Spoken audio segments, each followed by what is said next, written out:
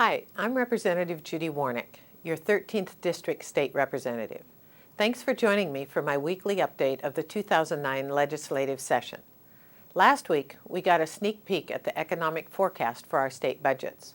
While our revenue is expected to continue to grow at 2%, we now could be looking at an $8 billion budget deficit. Our state needs to get back to the basics with our budget process and prioritize the most vulnerable. I have seen some of our priorities get a bit mixed up as I've been looking at budget proposals.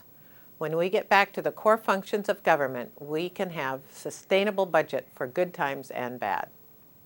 I'm very concerned that the majority party has begun talking about tax increase proposals.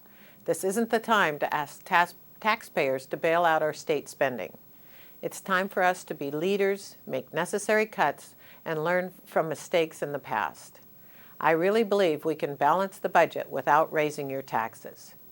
We've had to do more with less in our own budgets, and so should government. 3 bills I've sponsored were voted out of committee and are moving forward. The first is a bill I propose to make it easier for retired doctors to volunteer. The second is the extension of open space tax exemption to breeders that I worked on with Representative Hinkle. I worked to amend it in committee to expand the definitions before it passed out of committee on Friday. The third would end fees for boat lift owners. They now await hearings in different appropriations committees this week.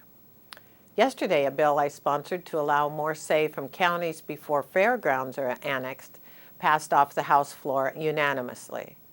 My hope is that we can keep more county fairgrounds by allowing counties more say in annexations.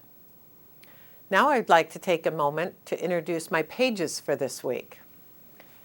Chris Vertifay and Dane Litchfield are both sophomores at Cle High School. What do you think is the most fun about being a page, or that you've learned the most about being a page?